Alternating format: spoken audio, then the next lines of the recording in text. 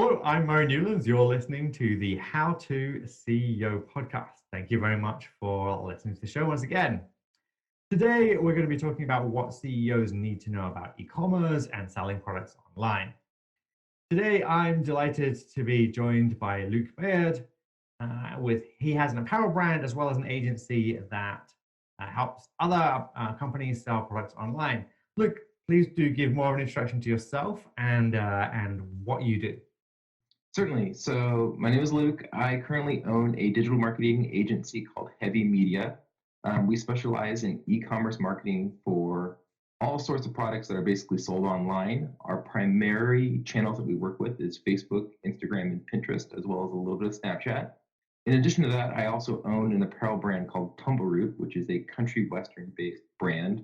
The best way to sort of frame this for you is understanding what women actually wear to concert series like Stagecoach. So it's very common that you'll see a lot of our product at events like that. So let's look at this from the perspective of you as the owner of Tumbleweed. You bought this company, you bought this brand. Mhm. Talk me through the process of what was your thinking behind that? Why did you buy it? How did you buy it? And how are you scaling it? Mhm. So I had worked in the country western space initially when I first got into e-commerce marketing. I had a client that I worked with for a long period of time that was a rodeo-based client, and I learned the space really well. Since then, me and that partner or that client have parted ways, and one of my other clients actually had Tumbleroot for sale, and they said, "Hey, would you like to buy this from us?" They had actually gone down another path with another e-commerce company. I said, sure, I'd be happy to buy it from you. So we went through a negotiation phase on it, and I did some audits on the business. Instead of buying the business outright right away, I actually did something called like a purchase order on it, or a like an intent to buy. So I would pay them a certain amount of money to basically own the business theoretically for about 6 months. I wouldn't get that cash back, but it would allow me time to essentially validate or invalidate whether or not I wanted to complete the purchase on the business. After about 6 months, I did my full evaluation, looked at the customer history. The brand had been sort of dormant for about 2.5 years. And I said, yeah, this is definitely an opportunity I would like to take. And long term, also, it's really nice to have an e-commerce brand housed within an agency, because when you go to clients and they ask you certain questions about specific strategies or certain new things, you can actually test those strategies out on your own in-house brand to validate or invalidate them. So I can come to a client and go, yeah, this is a strategy I've worked with, and I can actually save you money because I know all the pitfalls that could come from the strategy, let's say. That's fantastic. And so that gives you great insights, both from your own company and then obviously working with other companies as to how to be Mhm, successful. mhm. So thinking about selling apparel, selling physical goods online, what are the things that CEOs, the key things that CEOs really need to know? Primarily risk mitigation. Can I say that? So what ends up happening a lot in e-commerce is you'll have people who have these sort of high ideas. They want to deploy all these products and launch them and see if they work and invest a lot of money into them. The model that I actually go for is try to lower your cost by drop shipping a product or using a print on demand service to validate whether or not that product actually is going to sell for you. So oftentimes I will set up a design and I will launch ads based on that design and see if it actually converts on social media. If it does end up converting, then I'll invest the money into the inventory. If it doesn't convert, then I haven't invested $5,000 into one shirt that I know is not going to move. Interesting, interesting. So and then talk about how are you scaling that? How How do are we you really keep scaling? that? How do you scale it, and how do you keep it differentiated? Because there are so many people Yeah, selling apparel products online. yeah. I'd say pick a niche to get rich. To be honest, above all else, find your customer and really serve your customer as best as you possibly can.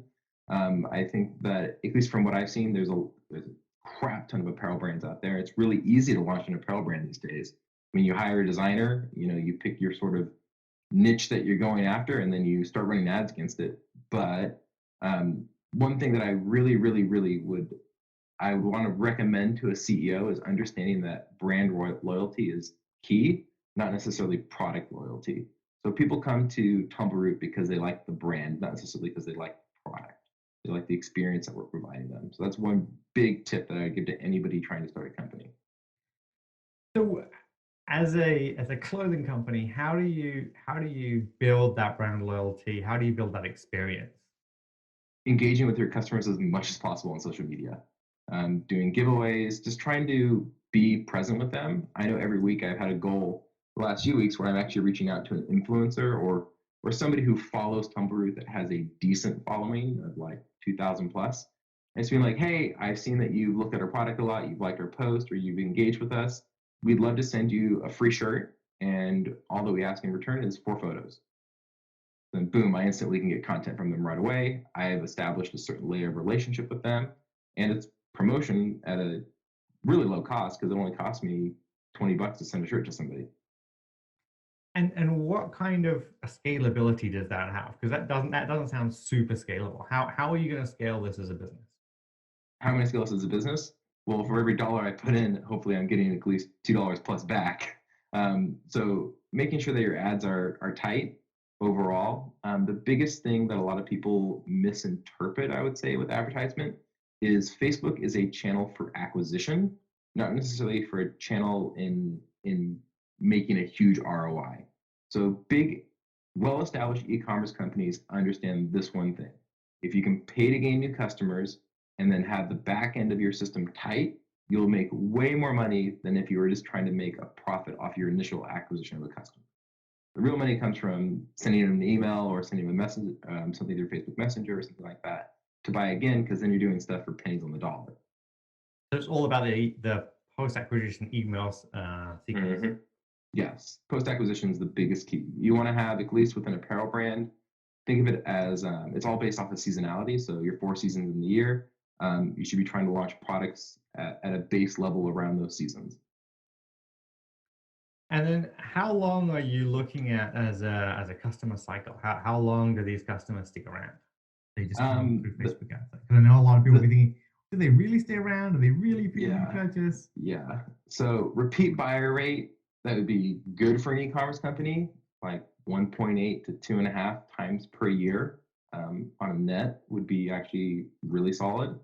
Um, on this one, we're seeing like a 1.6, I think was the last number I looked at for Tumbleroot. But that's also because we get a lot of people for the big selling time is summer because that's when all the concert series and festivals are happening for this category. So we get a lot of people buying then. And then we get a decent influx at the holiday time of customers coming back for like sweatshirts and beanies and scarves and that kind of stuff.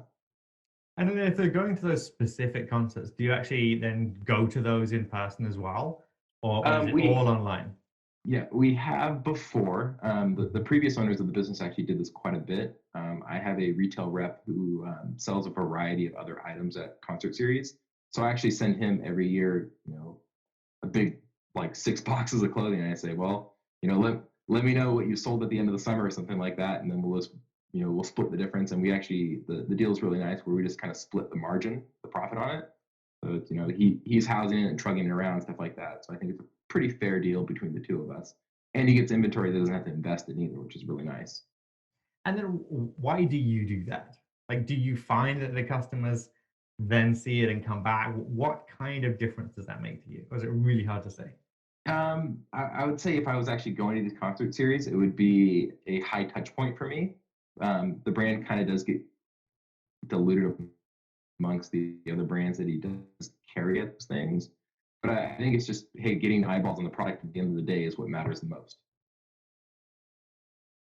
So beyond those elements, what other things do CEOs need to know about building that e-commerce brand? Are you entirely reliant on Shopify, Yeah. on Amazon? Mm-hmm. What are the key factors there? Okay, so there's a handful of things in this. Let's see. Number one, don't subscribe to a single channel when it comes to customer acquisition. If you end up doing that, and let's say something changes within Facebook, you potentially could just wipe out your business because your cost per acquisition could go through the roof. We saw something like this happen on Pinterest when they changed their single tap method to a double tap method, and basically what ended up happening is you had to pay for 2 clicks instead of paying for 1 click, which was the norm before. So our cost per click just doubled overnight, which sucked. In addition to that, I would say platform-wise, if you're looking to set up an e-commerce company, Shopify is the way to go. Depending on your size of your business, you may want to move to something like Magento or let's say Salesforce Commerce Cloud. But if you're just starting up and you're making less than 20 million a year online, Shopify is the way to go. It's going to solve a lot of your issues right out the gate. And I've seen this happen time and time again with clients where we end up building their site and they've built something on WooCommerce or something like that. It's just like kind of garbage overall. Shopify really out of the box provides you with a lot of those features that you would really want. And here's a case in point. I had a company that I'm working with where they were on, what is it called? I can't remember the name of it. They were on some e-commerce platform that was like a sub part of Webflow e-commerce is what they were on. And they told me that Webflow e-commerce doesn't allow you to do partial refunds. Like what? Like such a simple feature to have, but it doesn't offer it. And Shopify obviously offers that feature. So they can make a huge difference. And then Mhm. who else have you learned from? And on what experiences have you learned from other CEOs that you brought into this business? I would say that the number one most recent one that I've learned a significant amount from is the CEO of a company called ReadyRig. They're a client of mine, and they were in a tough situation with their website, looking to sort of transfer everything on over to a new Shopify site and unload some stuff that they needed just operationally. And I remember when we launched the site, I had just a really nice in-depth conversation with the founder of it. And he made no reference to like overall revenue and profit of the business. He made reference to how the product influences everybody in the world. That he sort of appealed to a higher reason that the product they sell is specifically for camera operators. Mhm. It's like a full bodysuit camera operator thing. Like think of a gimbal built around your body. It's a really cool product. And that sort of conversation was eye-opening to me in understanding that you should be thinking about a higher reason than just trying to sell more product. That hey, we're giving something to the world that people want to share and engage with, interact with, and that there's a certain amount of satisfaction that comes from being able to do that from a product. And so how has that reflected in your business? It's honestly made me reflect a lot in my business on how I'm mission driven myself. I'd say the biggest thing for me is I really like helping people, and that's part of the reason why I honestly am still in the agency game. I like assisting people, aiding people, and I also am constantly learning by doing this. Tumbleroot does provide a certain amount of income for me, but my main driver obviously is what I make off of doing marketing work for other people. Not to say that the long-term vision isn't to have Tumbleroot be my primary thing, but I feel like I have the opportunity to both benefit myself and benefit the others by doing what I do. That's phenomenal. If you were setting out in the e-commerce game and you just want to find out more information, where would you find out? Where can I find great information about this? Okay, YouTube is awesome. Okay. Podcasts are awesome. I'd say on YouTube, watch out maybe for dropshippers and stuff like that. Like there's a Yeah. lot of crappy content out there surrounding that. Another way that I would recommend going about researching this stuff is pick a company, let's say like Klaviyo. They're an email service that I currently use for all of my e-commerce clients. Go to their YouTube videos instead and watch their tutorials. So pick a company that's producing content in that way and use that as your education versus somebody who's made some sort of video that has an affiliate link in it, which ends up happening quite a bit. And then the other thing is also podcasts are great for this too, because you can hear whether or not somebody's truly doing something within a podcast. Right. Where somebody who makes a video, I feel like can sort of twist the truth a little bit.